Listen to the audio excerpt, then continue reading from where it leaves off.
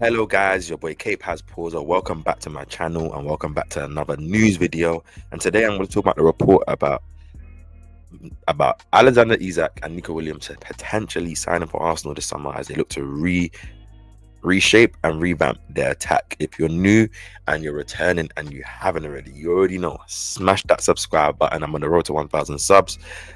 Smash the like button and comment down below anything you agree or disagree with that I say in this video, man. International break, you guys already know.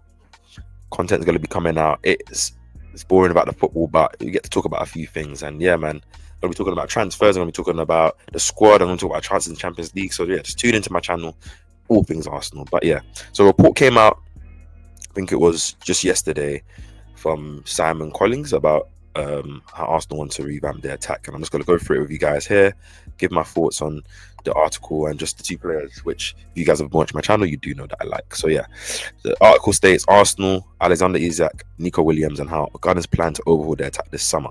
So it says Arsenal already signed 2 forwards in their first big transfer window for incoming sporting director Andrea Berta, who's still yet to be announced, but I'm pretty sure that will get announced in this break.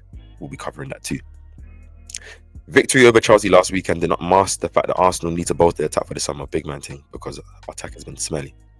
The Gunners struggled to create their own on their way to their 1-0 win, and it was only thanks to Mikel Merino's header from a corner that they secured all 3 points. Arsenal have played 29 Premier League games this season, and in 14 of them they've only scored 1 goal or less, which is almost half of the games where we've only scored 1 goal or less, which is poor.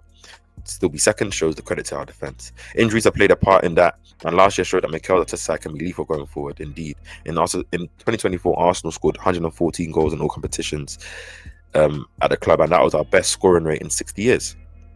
But this season, it showed that more options and reinforcements are needed. Arsenal plan to rectify that this summer with a desire to bring in a striker and a winger.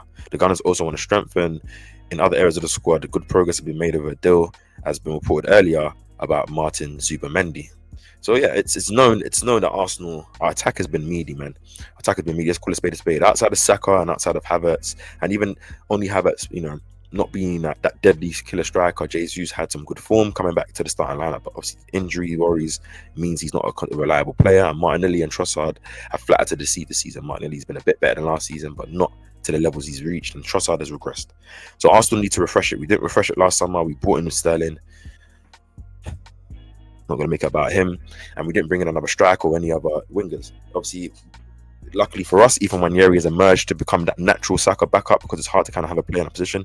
He's natural Saka backup and natural Odegaard backup in the 10, so I guess he's going to get minutes there. So it's about finding that starting left winger and a starting striker. I think there's a problem in our chance creativity. It's not just only a winger and a striker, as this article shows. I think we also need a number 10. Whether that means you use Ranieri or Fabio Vieira comes back, or you actually go out and buy that attacking midfielder to now move Odegaard as well. As I spoke about him being more of an 8 than a 10. We need creativity. We need chance creation. Imagine putting a Mesut Ozil or a Bruno Fernandes in this team, guys that really want to create chances and make assists. Like, I think then it's more pressure on the likes of Trossard, Martinelli, Havertz, Jesus, Saka to score more goals when they're getting fed. But continuing this article, it says a new number 9 is a priority though. Arsenal's admiration of Alexander Isak is well documented. The club are long-term admirers of the Sweden international, have tracked him since his time at Sociedad. It came out, and Fabrizio Romano made a video a couple of days ago talking about how he's our number 1 target for Arsenal. Obviously, a lot of teams are trying to get him. It won't be easy from Newcastle. It's all dependent on a lot of stipulations. Something I will talk about in another video as well when I focus solely on Isak.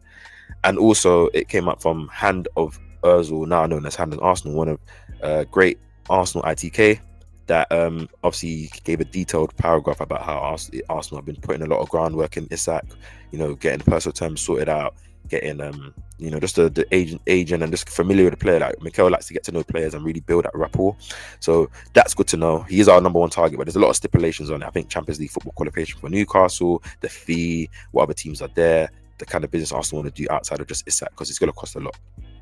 But Isak is my number 1 target for sure.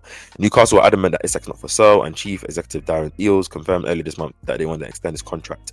Arteta has spoken about how the next step for Arsenal involves efficiency in both penalty areas, and explains that the club's interest in Isak.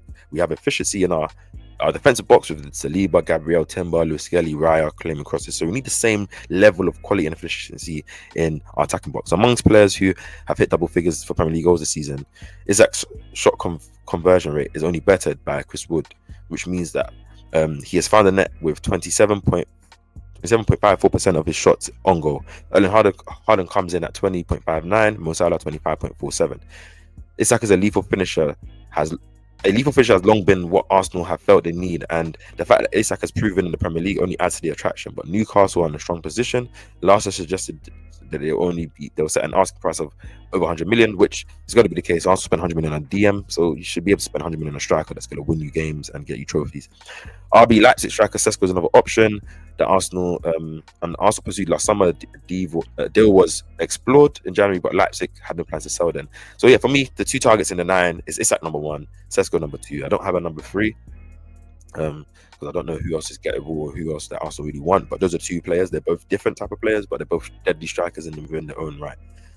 Their stance will soften in the summer. Arsenal will be joined by a host of clubs trying to get the 21-year-old, who will be roughly available for 60 million. So he'll be probably half the price of Isak. Obviously, I think he's about 3 to 4 years younger than him. Obviously, he hasn't had the Premier League proven nature, but he is the same kind of stature. Does have great ball striking. The Slovenian is much more raw than Isak, as I just said, but has huge potential. Crucially, Sesko is a hard worker off the ball. A tally of 688 sprints in the Bundesliga is only bettered by 8 players. Okay, moving on to the winger, Arsenal would like to sign a wide player, and obviously we retain interest in Nico Williams, as we was interested in him all the last season.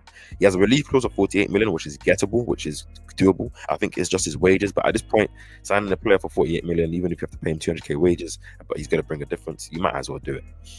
Williams is not afraid to take on players and create those magic moments that Arsenal are lacking, and Arteta has spoken about. In the Liga last season, only Barcelona's Lamine Yamal attempted more dribbled past opponents than Williams. When it comes to successfully doing so, Williams ranks 5th behind Lamine, Mbappe, and Vinicius Jr. in La Liga. Arsenal have also been linked with Mbeumo and Bournemouth winger Semenyo, 2 players I also would love for us to sign. So just coming off of here and finishing this video. My apologies. I just want to make sure that Arsenal go into next season having the same level of quality in attack that we have in defence. I want to make sure that we're able to field a team that brings fear, not just from one player like Saka, all around. Have the depth options. You still have the likes of Jesus, Martinelli in there. I'll also add Leao to that left wing list. I know that will be polarising for a lot of players because of his performances this season and just sometimes his demeanour. But I think bringing him into a team like us, the quality he can bring is there. But Williams number 1 target, Leao number 2, then Semenyo and Mbeumo tied 3, and then for the strikers, let's go Williams for me. In the other positions, I'll go through who I want to sign and what other gaps in the squad I think we need to address.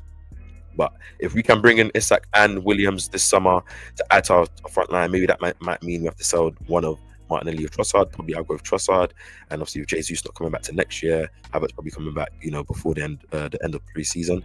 That will be a strong front line to bolster with, and alongside our defense, we can sort out that midfield with the players leaving, refresh it, and really be primed to go next season. So I hope that this is all true. I hope Arsenal are serious. We've heard about this war chest. We've heard about Arsenal, the biggest summer ever. We've had this so many times, and I've been tired of talking about it. I've been tired of I got very frustrated this January. You could tell in my videos afterwards I was frustrated that we didn't do anything in January, but I can understand it if it means in the summer we're going to go big, we're going to get all the targets we need, and we're going to go and attack all 4 competitions properly next season. So yeah, let's see if this amounts to it, but I definitely green light both of these players and think they'll make a big difference to our attack. Hit that subscribe button, comment down below your thoughts on anything I say in this video, smash the like button, it really helps the video and the algorithm, and I'll catch you guys in the next video. Peace.